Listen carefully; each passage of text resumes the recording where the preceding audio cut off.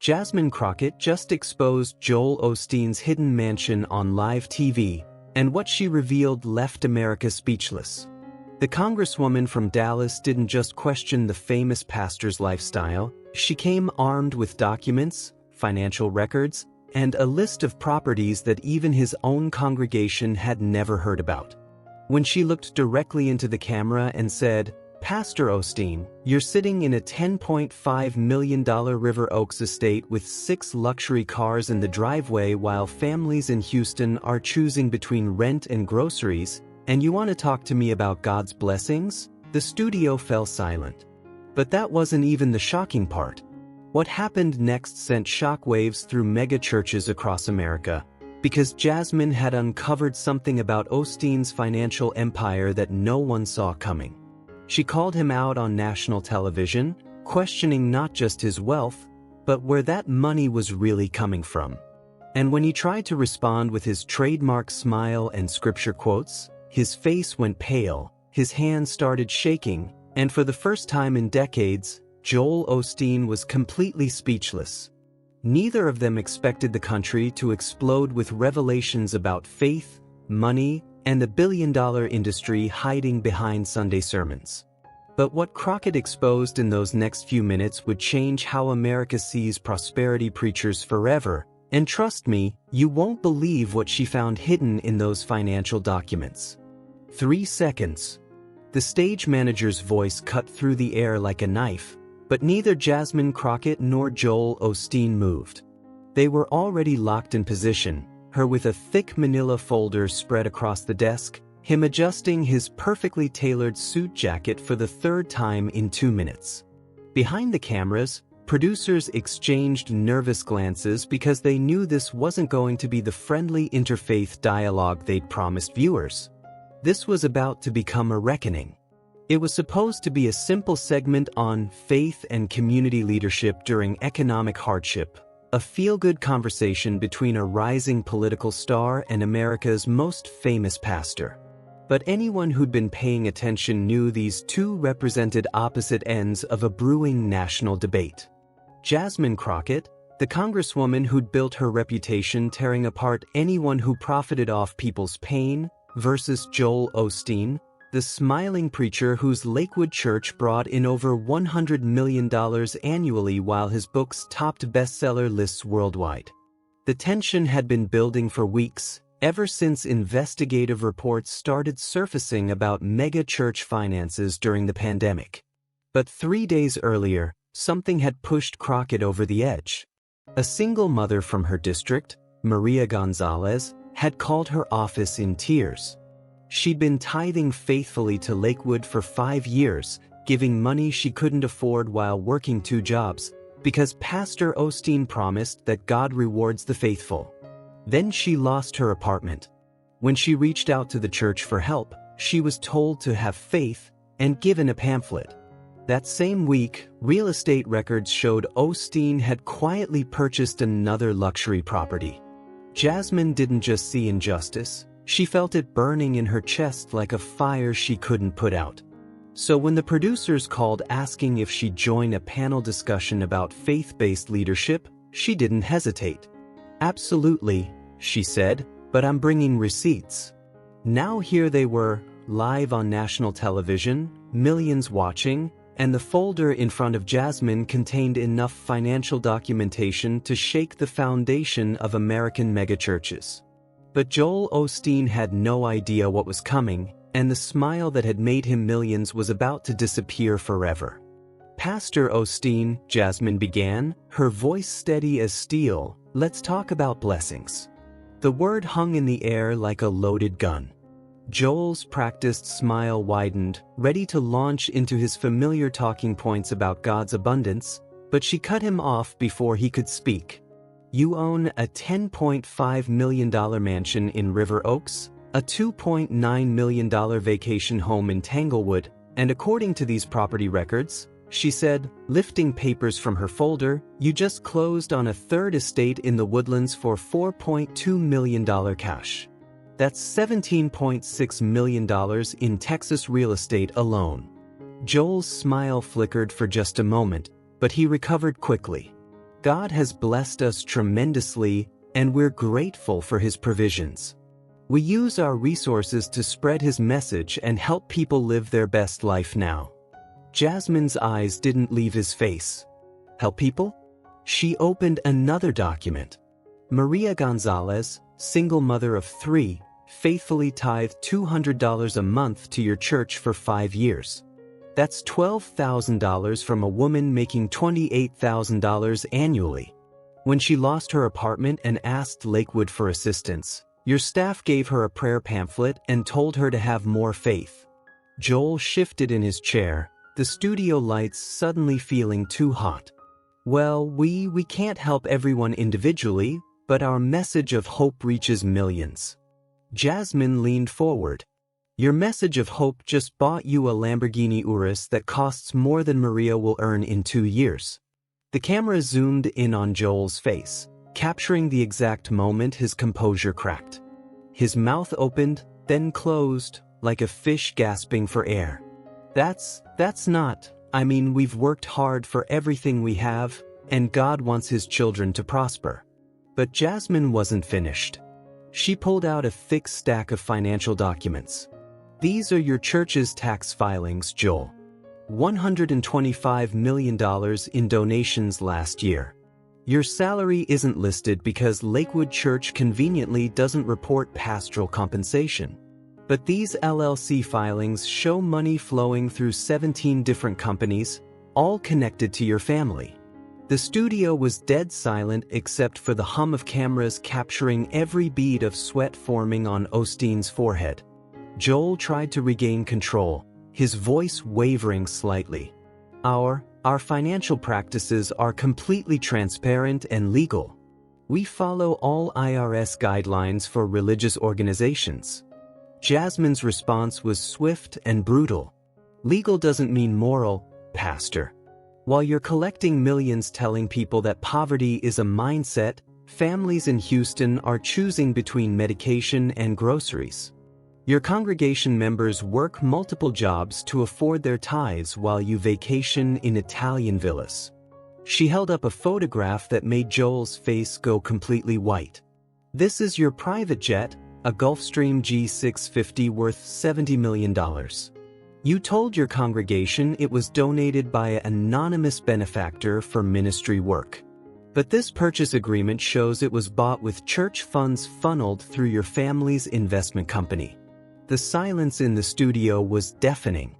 Joel Osteen, the man who'd never met a camera he couldn't charm, sat frozen, his trademark smile completely gone, his hands visibly shaking as the weight of 30 years of carefully constructed image crumbled in real time. And Jasmine Crockett wasn't even close to finished with her revelations. As the camera stopped rolling, the studio erupted into chaos. Joel Osteen sat motionless in his chair, staring at the financial documents scattered across the desk like evidence at a crime scene. His publicist, a sharp-dressed woman named Catherine Mills, rushed onto the set, her phone already buzzing with panicked calls from Lakewood's board of directors. "We need to leave now," she whispered urgently, but Joel couldn't move. For the first time in decades, the man who had an answer for everything had nothing to say. Meanwhile, Jasmine gathered her papers with surgical precision, her hands steady while everyone around her scrambled. Her chief of staff, Marcus, appeared at her side, phone screen glowing with notifications. "The clip is already trending #1 worldwide," he said quietly. #Osteen Exposed is exploding across every platform. She nodded, but her expression remained focused. "What's the reaction from Lakewood?" Marcus scrolled quickly. "Their website crashed 20 minutes ago. The church's phone lines are jammed. Some members are demanding answers, others are defending him fiercely." But within hours, the real earthquake began.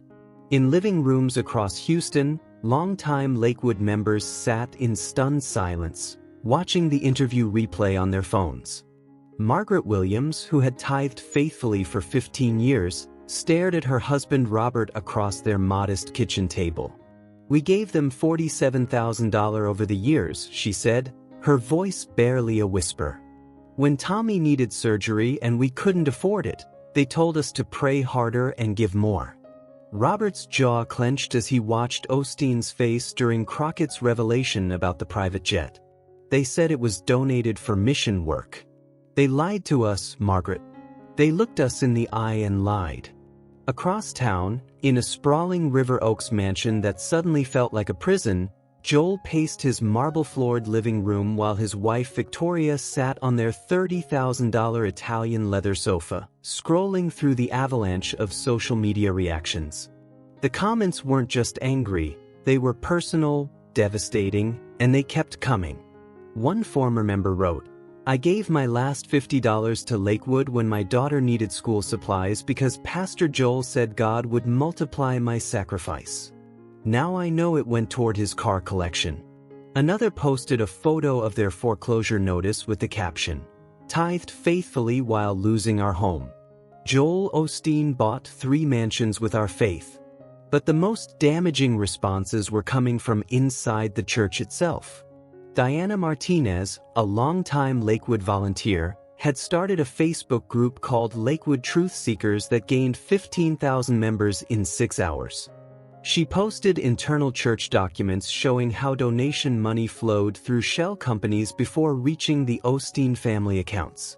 "Fellow believers," she wrote, "we were not supporting God's kingdom.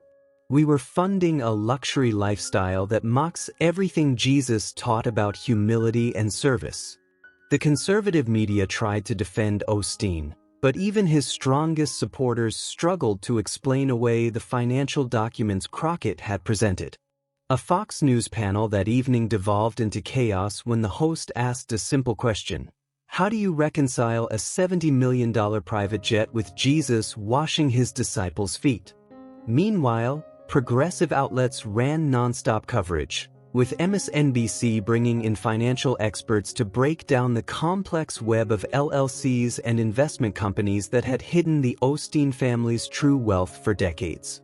By midnight, #Osteen Exposed had generated over 2 million posts, but more importantly, it had started something that Joel's PR team couldn't control or contain.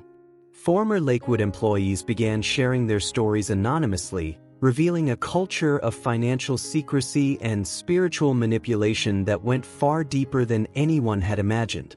And in her Washington, D.C. hotel room, Jasmine Crockett sat reading these testimonies, knowing that what she had started was bigger than one confrontation, bigger than one pastor, bigger than one church. She had opened a door that an entire industry had tried to keep locked, and there was no closing it now. The next morning brought devastation that no one had anticipated. Jasmine's phone buzzed at 6:47 a.m. with a text from Marcus that made her sit up in bed instantly. "Emergency. Lakewood members are storming the church demanding answers. Police are on scene." She turned on the news to see hundreds of congregants gathered outside the massive arena that housed Osteen's empire, some holding signs that read, "Where's our money?" and others defending their pastor with banners proclaiming, "Touch not God's anointed." But what the cameras couldn't capture was the deeper fracture spreading through families, friendships, and faith communities across America. In a modest duplex in 3rd Ward, Houston, 3 generations of the Johnson family sat around their kitchen table in heated debate. Grandma Rose, 78, had been tithing to Lakewood since Joel took over from his father. "This is spiritual warfare," she declared, pointing at the muted television showing protesters. "The devil is using that woman to attack God's servant." Her son Michael shook his head in disbelief. "Mama, they showed bank records. 17 million in houses alone while people in our neighborhood can't afford groceries. How is that godly?" But it was Michael's daughter Keisha, home from college, who delivered the crushing blow. "Grandma, I did the math. You've given Lakewood $23,000 over 8 years. That's a down payment on a house you'll never own because you gave it to a man who owns 3 mansions." The room fell silent as the generational divide became crystal clear. Meanwhile, at mega-churches across the country, pastors were scrambling to address questions they'd never faced before. At New Birth Missionary Baptist Church in Atlanta, Pastor Williams found himself in an emergency board meeting as members demanded to see financial records. At Christ Fellowship in Miami, Sunday service attendance dropped by 40% as families grappled with uncomfortable questions about pastoral wealth and biblical teachings. But the most explosive revelation came from an unexpected source. Dr. Sarah Chen, a former Lakewood financial administrator who had remained silent for 5 years, stepped forward with documents that made Crockett's evidence look like the tip of an iceberg. Standing outside the Harris County Courthouse, flanked by attorneys, she revealed the existence of something called the Blessing Fund, a secret account that funneled the most desperate donations directly to the Osteen family's personal expenses. When people gave their last dollar believing it would come back multiplied, she said, voice shaking, that money went straight to Joel's wine collection and Victoria's jewelry. We tracked $12 million in what they called faith gifts that paid for everything from designer handbags to private island vacations. The bombshell sent shockwaves through religious communities nationwide. In Nashville, country music star and devout Christian Carrie Underwood posted a lengthy Instagram message. "My faith is in Jesus, not in man-made empires built on the backs of the faithful. We need to ask hard questions about who we're supporting and why." Seminary students at Dallas Theological Seminary organized emergency prayer and discussion sessions, with Professor Dr. James Mitchell admitting, "This crisis is forcing us to confront uncomfortable truths about prosperity theology that we've avoided for too long. How do we reconcile Christ's call to serve the poor with pastors living like kings?" But perhaps the most heartbreaking responses came from those who had sacrificed the most. In a Facebook Live video that went viral, Maria Gonzalez, the single mother whose story Crockett had shared, spoke directly to the camera with tears streaming down her face.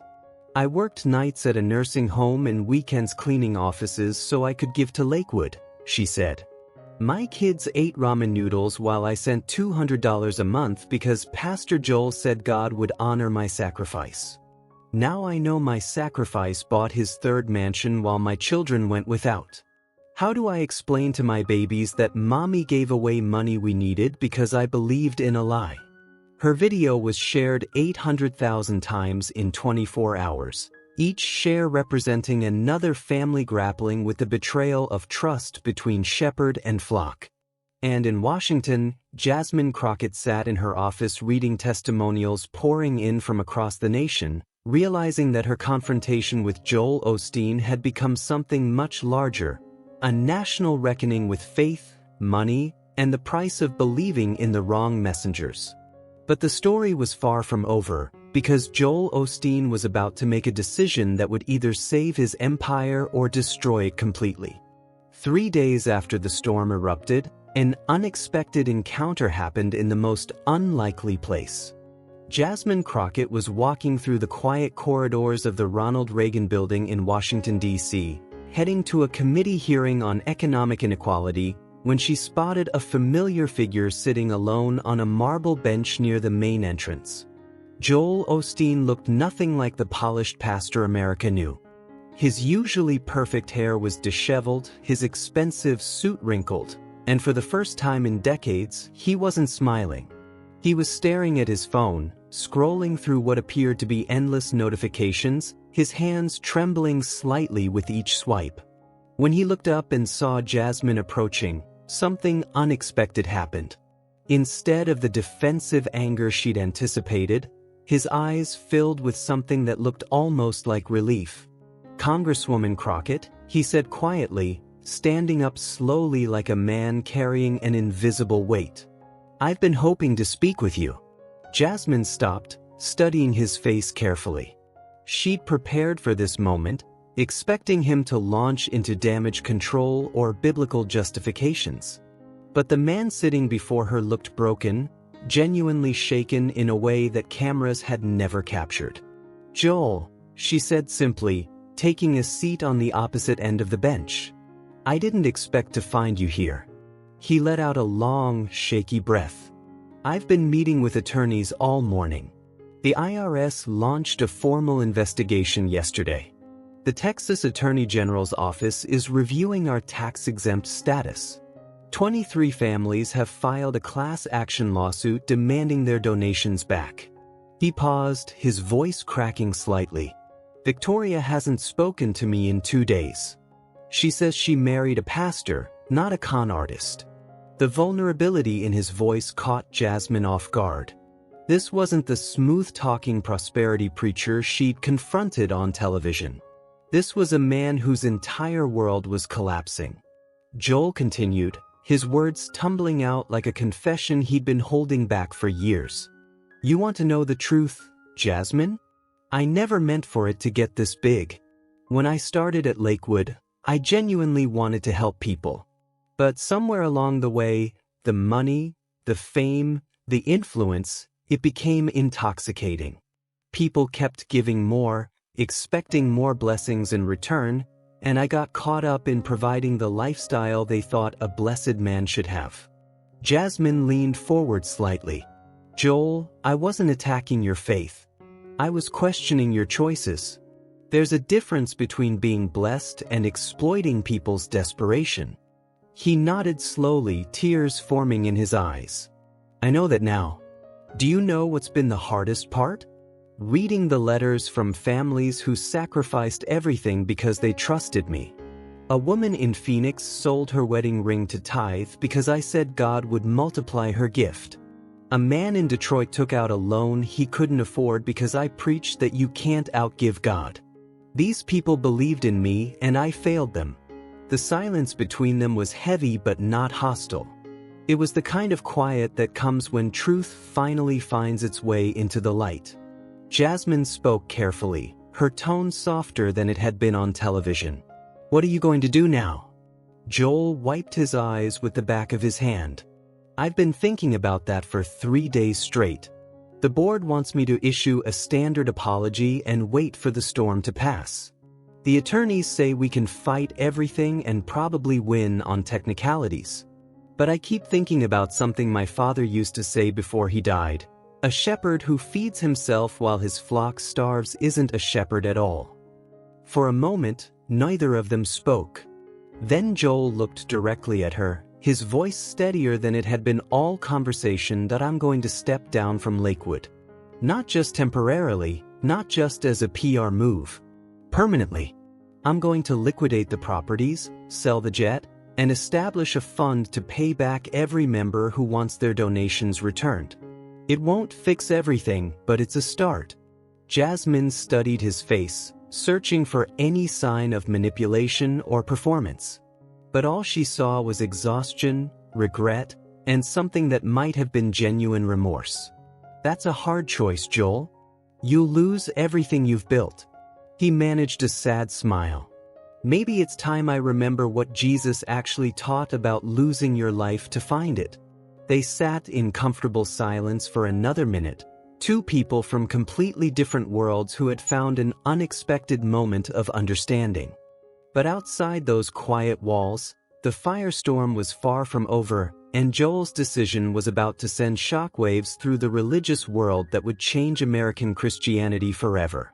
The question was, would his unprecedented act of accountability inspire other leaders to follow suit, or would it destroy what little faith people had left in religious institutions entirely? What happened next defied every prediction, surprised every expert, and shocked the entire religious world. On Sunday morning, exactly 1 week after Jasmine Crockett's explosive confrontation, Joel Osteen walked onto the Lakewood church stage for what he announced would be his final sermon. The arena, which usually held 16,800 worshipers, was packed beyond capacity with members, media, and curious onlookers who had come to witness what many were calling the most important moment in modern American Christianity. But Joel didn't deliver the polished, feel-good message his congregation expected. Instead, he stood before them with no notes, no teleprompter, and no trademark smile. I have sinned against you, against God, and against the gospel I was called to preach, he began, his voice echoing through the stunned silence. I took your sacrificial gifts and used them to build a kingdom for myself instead of advancing God's kingdom. I am not the shepherd you deserved, and I am deeply, profoundly sorry." What followed was unprecedented in megachurch history. Joel announced the immediate dissolution of all his personal assets, the establishment of the Lakewood Restoration Fund with an initial deposit of $50 million from his family's accounts, and his permanent resignation from all leadership positions. But the most shocking moment came when he invited Jasmine Crockett onto the stage via video call. "Congresswoman Crockett," he said, looking directly into the camera, "you held up a mirror that I was too proud to look into. Thank you for having the courage to speak truth that I needed to hear." Jasmine, appearing on the massive screens throughout the arena, responded with grace that surprised even her critics. "Pastor Osteen, accountability isn't about destruction, it's about restoration. What you're doing today takes more courage than most people will ever show. I pray this brings healing to your congregation and hope to everyone watching." The ripple effects were immediate and transformative. Within 48 hours, 6 other prominent prosperity preachers announced financial transparency measures. Creflo Dollar liquidated his private jet and established a community assistance fund. Joyce Meyer restructured her ministry's compensation packages. Kenneth Copeland, surprisingly, followed suit by opening his organization's books to independent auditors for the first time in decades. But the real change happened in living rooms, church buildings, and hearts across America. Margaret and Robert Williams, the couple who had tithed $47,000 to Lakewood, received a check for the full amount along with a personal letter from Joel apologizing for betraying their trust. They used the money to finally afford their son's medical treatment and donated the remainder to their local homeless shelter. Maria Gonzalez, the single mother whose story had started it all, became an advocate for financial literacy in religious communities, speaking at churches nationwide about the difference between faithful giving and financial exploitation. Her children, who had watched their mother sacrifice their needs for false promises, saw firsthand that authentic leadership meant acknowledging mistakes and making them right. Dr. Sarah Chin, the former Lakewood administrator who had exposed the Blessing Fund, was offered positions at 3 different religious accountability organizations. She chose to work with seminary students, teaching future pastors about ethical financial management and the sacred responsibility of handling people's trust. In theological seminaries across the country, the Osteen case became required study, forcing a new generation of religious leaders to grapple with questions about wealth, power, and authentic service that previous generations had avoided. Professor Dr. James Mitchell at Dallas Theological Seminary noted, "This controversy has sparked the most honest conversations about money and ministry that I've witnessed in 30 years of theological education. Our students are learning that true spiritual authority comes from service, not success." But perhaps the most powerful transformation happened in the Johnson family kitchen in 3rd Ward, Houston, where 3 generations finally found common ground. Grandma Rose, who had initially defended Joel, sat with her son Michael and granddaughter Keisha, reading through materials about healthy church finances and biblical stewardship. "I was wrong," she admitted quietly. "I confused loyalty with discernment. But I'm glad we can learn together." The story became more than a political confrontation or a religious scandal. It became a catalyst for the most significant reformation in American Christianity since the Protestant Reformation itself, proving that sometimes the most loving thing you can do is speak uncomfortable truth to those in power. And as Jasmine Crockett sat in her Washington office 6 months later, reading reports about decreased financial exploitation in religious communities and increased transparency among faith leaders, she reflected on something her grandmother had told her years ago: real change doesn't come from tearing people down, it comes from holding them accountable until they choose to rise up to their better selves. So here's the question for everyone watching right now. What conversations have you been avoiding because they might make someone uncomfortable? What accountability are you refusing to demand because it's easier to stay silent? What would happen if you chose courage over comfort, truth over tradition, and authentic love over false peace? Because real transformation, the kind that lasts, begins when ordinary people decide they won't accept extraordinary hypocrisy anymore. If this story challenged you, inspired you, or made you think differently about leadership and accountability, hit that subscribe button and share it with someone who needs to hear it. Because the world changes one courageous conversation at a time, and maybe it's time for you to start one.